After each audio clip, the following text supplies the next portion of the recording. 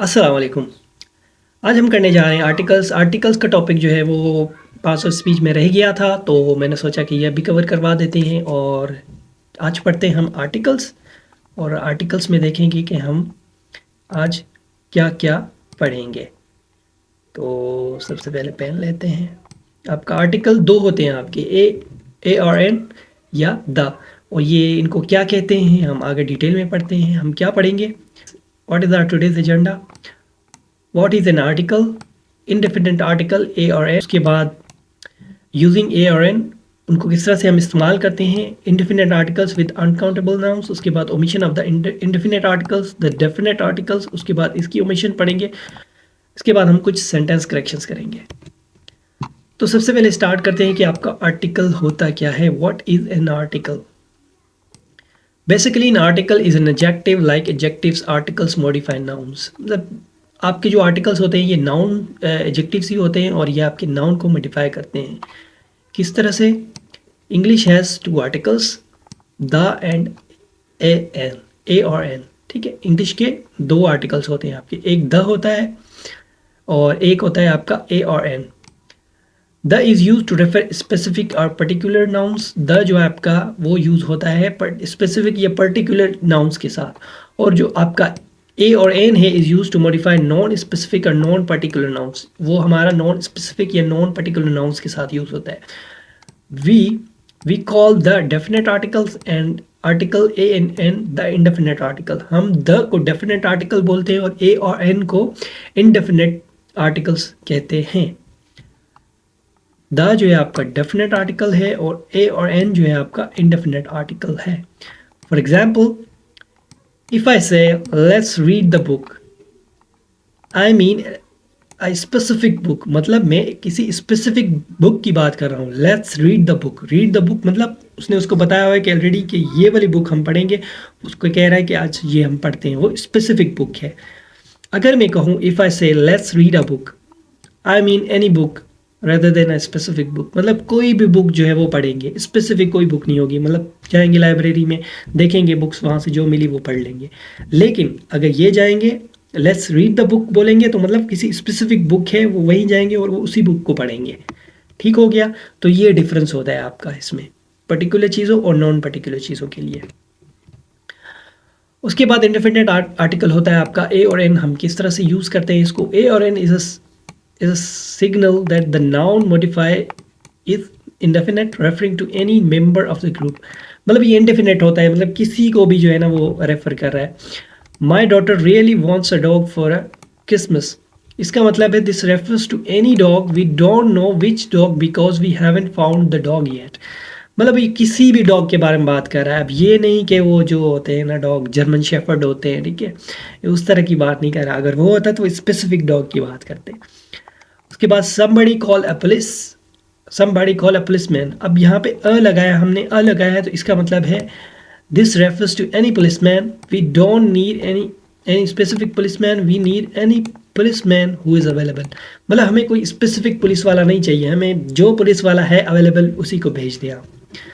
अगर the use करते तो मतलब स्पेसिफिक पुलिस वाला, मतलब वो आपका पड़ोसी हो सकता है या आप किसी दोस्त हो सकता है या आप किसी को जानते हैं, तो वो पर्टिकुलर हो जाएगा आपका। उसके बाद आपका है as mentioned the rule is to use a before words that started with a consonant sounds. मतलब अ और एन जो है आपके दो इंडिपेंडेंट आर्टिकल्स हैं। ये है तो एक ही, ठीक हो गया, लेकिन ये लफ्ज़ दो हैं, तो इन दो लफ्ज़ों को हमने किस तरह से इस्तेमाल करना है। And an before the word begin with the vowel sounds. मतलब जो अ है आपका अ यूज़ करते हैं वो आपका कॉन्सोनेंट साउंड्स के साथ होता है, नॉट कॉन्सोनेंट आपके जो लेटर्स होते हैं उनके साथ नहीं, आपका कॉन्सोनेंट साउंड के साथ। और एन जो है वो आपका वाउल साउंड के साथ होता है, ना कि आपका वाउल लेटर्स के साथ, जो अल्फ़ाबेट्स होते हैं, अल्फ़ाबेट होती है आपकी, उनके साथ आपका इस तरह से नहीं होता। मतलब मोस्टली यही बचपन में पढ़ाया जाता था, हमें भी यही पढ़ाया गया था।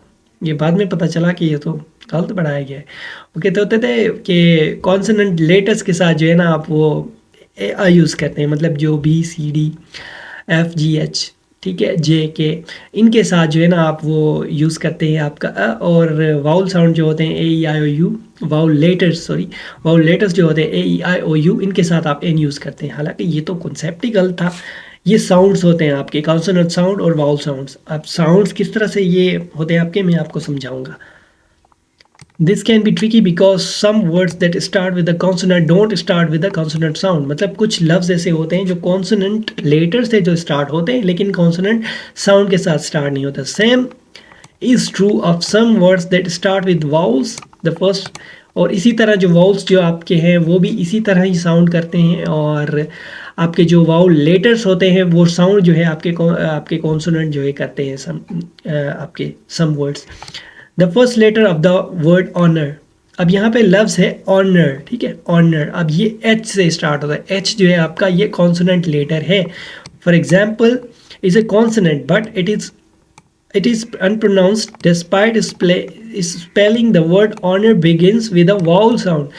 honor जो है आपका vowel sound से start होता है, therefore we use n, इसके साथ हम n यूज़ करते हैं। हमने देखा होगा n honor, it's an honor for me, तो इस तरह आप यूज़ करते हैं, n यूज़ करते हैं। क्यों यूज़ करते हैं? क्योंकि वो vowel sound है आपका। Consider the example sentence in below illustration of this concept। इस तरह से एग्जाम्पल है, my mother is a honest women. अब एच जो है आपका वो वाउल लेटर है, लेकिन ये वाउल लेटर ज़रूर है, लेकिन ये आपका कॉन्सोनेंट लेटर ज़रूर है, कॉन्सोनेंट लेटर है आपका एच, लेकिन यहाँ पे ये साउंड क्या कर रहा है, वो वाउल साउंड कर रहा है, ठीक है, वाउल साउंड कर रहा है, तो इसके साथ हम एन लगाएंगे। My mother is an honest woman, ठीक हो गया, इसके साथ आप एन यूज़ करेंगे। उसके बाद similarly when the first letter of a word is a vowel but is pronounced with a consonant sound, use as in the sentence below। मतलब जैसे कि आप अगर आपका वाउल लेटर आपका शुरू में आ जाता है और वो वाउल साउंड नहीं करता, कॉन्सोनेंट साउंड करता है, तो उसके साथ आप क्या करेंगे, अ लगाएंगे। किस तरह से? She is an United States senator. अब यूनाइटेड स्टेट यू से शुरू हो रहा है, ए ई आई ओ यू, यू आपका कॉन्सोनेंट वाउल लेटर है, लेकिन ये साउंड क्या कर रहा है, यूनाइटेड वाउल साउंड नहीं कर रहा, तो इसके साथ हम ए यूज़ करेंगे। She is a United States senator, तो इसके साथ ए लगाएंगे। This holds true for acronym and initialisms too. मतलब जो एक्रोनियम्स होते हैं लाइक NLCD, एल जो है आपका कॉन्सोनेंट साउंड है, कॉन्सोनेंट लेटर है, लेकिन ये वाउल साउंड है। NLCD display, UK based, you जो है आपका वाउल लेटर है लेकिन कॉन्सोनेंट साउंड है आपका, UK based company. And HR department, मतलब HR मतलब ह्यूमन रिसोर्स डिपार्टमेंट, जिसमें मेरी भी स्पेशलाइजेशन है ह्यूमन रिसोर्स डिपार्टमेंट में। आपका ये HR जो है, एच जो है आपका कॉन्सोनेंट साउंड, कॉन्सोनेंट वर्ड है और ये वाउल साउंड है, एन इसके साथ लगाएंगे।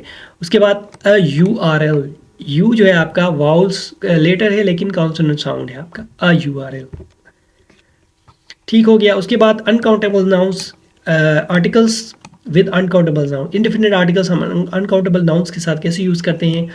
Are nouns that are impossible to count. मतलब इनकाउंटेबल्स वो होते हैं जो आप काउंट नहीं कर सकते, whether because they name intangible concepts, like जैसे इंटेंजिबल कहते हैं जिसको हम छू ना सकें, जिसको टच ना कर सकें, देख ना सकें, 5 सेंसेस से परसीव ना कर सकें। इंफॉर्मेशन, अच्छा ये एनिमल यहाँ नहीं आएगा, ठीक है।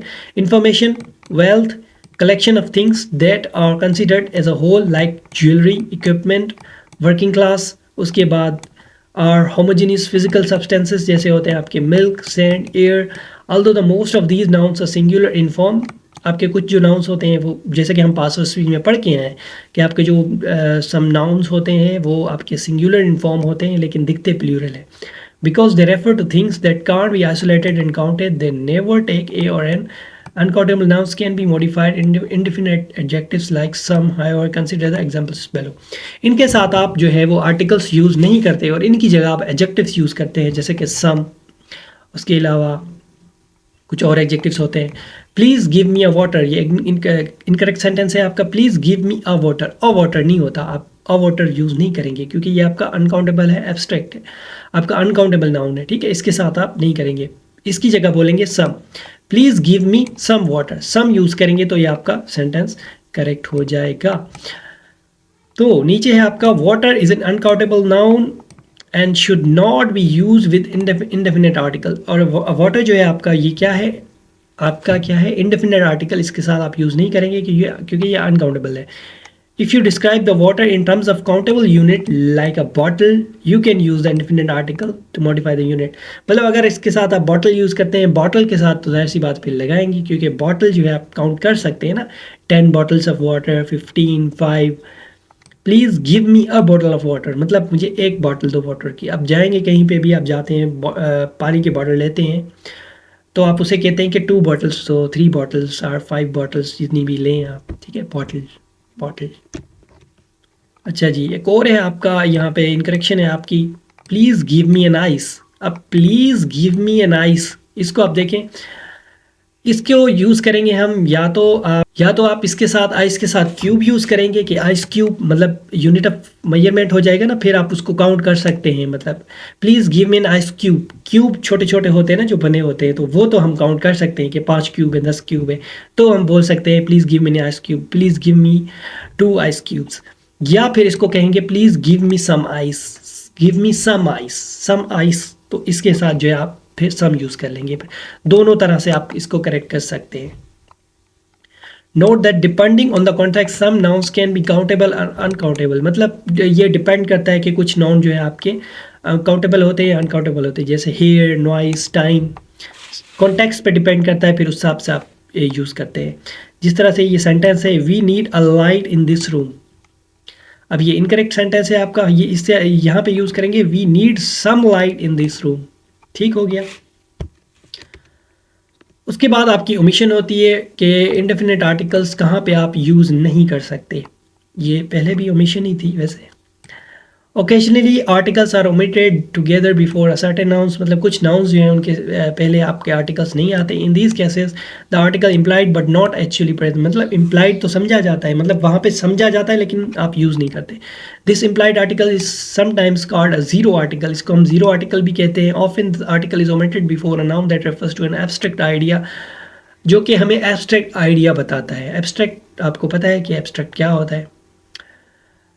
एज एग्जाम्पल समझते हैं, let's go out for a dinner tonight, let's go out for a dinner tonight. अब यहाँ इसके साथ आप यूज़ नहीं करेंगे, ये अंडरस्टूड होता है आपका। Let's go out for dinner tonight, यहाँ पे ओमिट है आपका।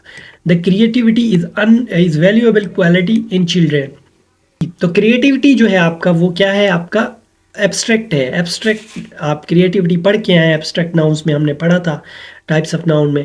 क्रिएटिविटी के साथ आप आर्टिकल नहीं लगाएंगे, कोई भी आर्टिकल, डेफिनेट या इंडेफिनेट जो भी है।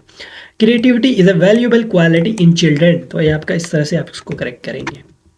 तो यहाँ पे जो है आपका इंडेफिनेट आर्टिकल ख़त्म होता है। नेक्स्ट लेक्चर में हम डेफिनेट आर्टिकल करेंगे। मिलते हैं नेक्स्ट लेक्चर में, तब तक के लिए अल्लाह हाफिज़।